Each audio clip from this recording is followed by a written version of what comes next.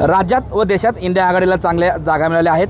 त्याच पार्श्वभूमीवरती ज्येष्ठ नेते शरद पवार, सुप्रिया सुळे व उभाटा सेनेचे संजय राऊत आज दिल्लीमध्ये गेले आहेत। तर त्याचबरोबर इंडिया आघाडीचे इतरही खासदार आज दिल्लीमध्ये सहभागी होणार आहेत। आपण आज आहोत नारंगाव येथे शिरूर लोकसभेतील नवनिर्वाचित खासदार डॉक्टर अमोल कोल्हे यांच्यासोबत। दादा काय सांगाल, इंडिया आघाडीला चांगल्या जागा मिळाल्यात आणि सत्ता स्थापनेच्या हालचाली दिल्लीमध्ये सुरू आहेत। इंडिया आघाडीला खूपच चांगलं यश मिळालेलं आहे आणि याचबरोबरीनं NDAचे जे एकूण जर आपण जागा बघितल्या तरी जरी तो आकडा मोठा दिसत असला तरीसुद्धा गेल्या 10 वर्षामध्ये भारतीय जनता पक्षानं त्यांच्या मित्रपक्षांना ज्या पद्धतीची वागणूक दिलेली आहे ही जर पाहिली तर आता या घटक पक्षांपैकी किती घटक पक्ष भारतीय जनता पक्षाबरोबर राहतील याविषयी अनेकांच्या मनात शंका आहे। आणि त्यामुळे जसं आपण सगळ्यांचा जो कयास आहे की इंडिया आघाडीला सत्ता स्थापनेची संधी मिळू शकते तर ही नक्की संधी मिळू शकेल। NDA आघाडीतील काही घटक पक्ष इंडिया आघाडीमध्ये सामील होतील। मी तुम्हाला तेच म्हणालो की NDA आघाडीमध्ये जे घटक पक्ष आहेत हे मनाने जुळलेले आहेत की हे कुठल्या तरी दबावाखाली जुळलेले आहेत याच्यावर या पुढच्या सगळ्या गोष्टी ठरतील।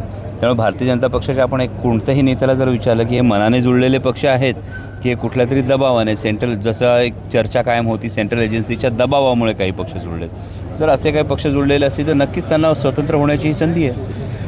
खरं तर इंडिया आघाडीचे सर्व खासदार दिल्लीला जाणार आहात, तुम्ही पण थोड्या वेळात दिल्लीला पोहोचणार आहात। शरद पवार यांच्याकडनं काही विशेष जबाबदारी तुम्हाला देण्यात येणार आहे अशी चर्चा सध्या राज्यात सुरू आहे, काय सांगाल?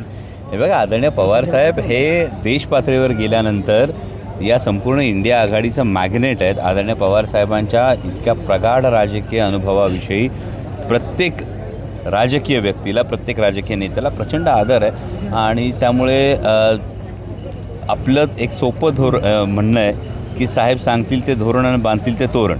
त्यामुळे त्या पलीकडे आपण विचार करायची काही आवश्यकता नाही। आदरणीय साहेब हे सक्षम आहेत आणि इतक्या मोठ्या पातळीवर इतक्या मोठ्या नेतृत्वाकडून जेव्हा काही पावलं उचलली जातात तेव्हा ते नक्कीच सकारात्मक असतं।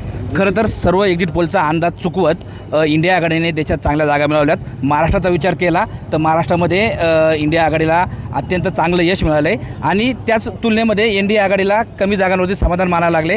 ह्या परिवर्तनाची नक्की काय कारणं असावीत असं तुम्हाला वाटतं? 100% अनेक गोष्टी, एकतर फोडाफोडीचं राजकारण महाराष्ट्राला आवडलेलं नाही।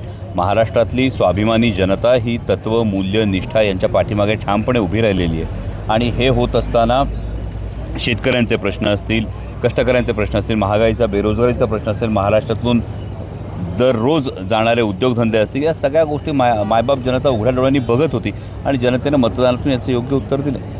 खरं तर शिरूर लोकसभा मतदारसंघामध्ये अत्यंत अटीतटीची लढत होईल असं वाटत होतं, मात्र ती लढत अटीतटीची झाली नाही। ती एकदम निकाल पाहता ती लढत सोपी झाल्यासारखं वाटतंय। मी याचं संपूर्ण श्रेय शिरूर लोकसभा मतदारसंघातल्या मायबाप जनतेला देतो की त्या जनतेने ही निवडणूक हाती घेतली होती आणि जनतेने एकदा निवडणूक हाती घेतली की कुठल्याही मोठ्या नेत्यानं कितीही आव्हान जरी दिलं असलं तरीसुद्धा जनतेने ठरवलं तर जनता तिचा कौल योग्य पद्धतीने देते। शिरूर लोकसभा मतदारसंघाची निवडणूकचा प्रचार सुरू असताना तुम्ही एक वाक्य कायम बोलत होते, हा तर फक्त ट्रेलर आहे, पिक्चर अभी बाकी आहे। शिरूरच्या निकालातनं ट्रेलर तर सक्सेस झाला आहे, पिक्चर बाकी आहे। हा पिक्चर नक्की काय असणार आहे? पिक्चर बघा ना तुम्ही विधानसभेला, अजून विधानसभा निवडणूक बाकी आहे आणि विधानसभा निवडणूक बाकी असताना आता महाराष्ट्राच्या जनतेने हा कौल घेतलेला आहे आणि महाराष्ट्राच्या जनतेचा हा कौल समोर येत असताना तुम्हाला नक्कीच या पुढच्या काळातला हे चित्र दिसेल।